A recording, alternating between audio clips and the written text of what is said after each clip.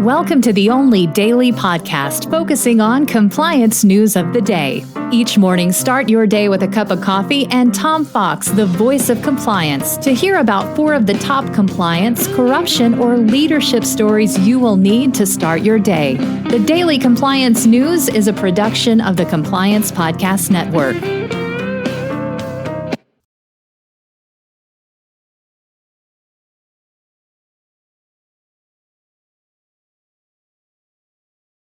The Daily Compliance News for August 23rd, 2023, the No Due Diligence in China edition.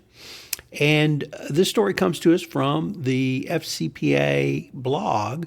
Dick Casson writing that the Wall Street Journal reported Monday that China fined New York-based due diligence firm Men's Group about $1.5 million for performing unapproved foreign-related statistical investigations without official approvals.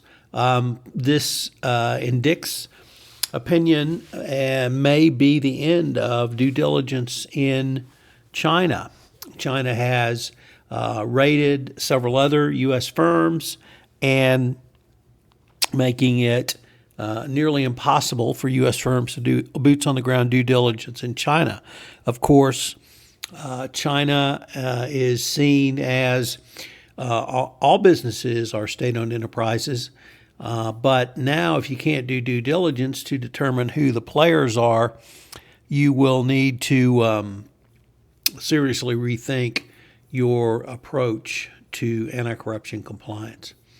Next up from Reuters, the UK Financial Conduct Authority has arrested, charged former Nigerian oil minister with bribery offenses, saying they suspect she accepted bribes in return for awarding multi-million-dollar oil and gas contracts.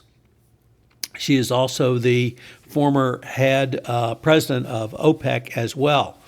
The FCA or NCA, National Crime Association's International Corruption Unit, said they believe she abused her power and accepted financial rewards. So the Brits charge Nigerians for accepting bribes. I'm shocked, just shocked.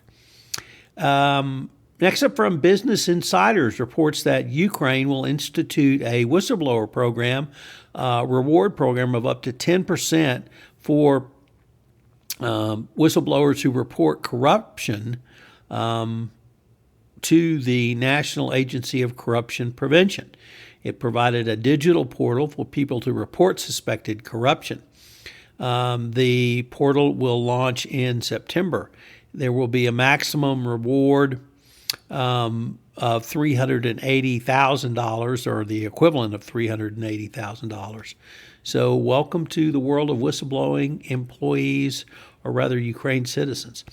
And finally, the Wall Street Journal Risk and Compliance Richard Vandeford reporting that Ex-Vitol employee could face 2 FCPA trials. Former oil trader Javier Aguilar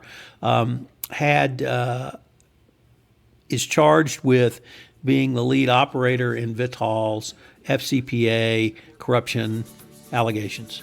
The Daily Compliance News is a production of the Compliance Podcast Network and a proud member of C-Suite Radio. Thanks so much for listening. I hope you'll join me again tomorrow.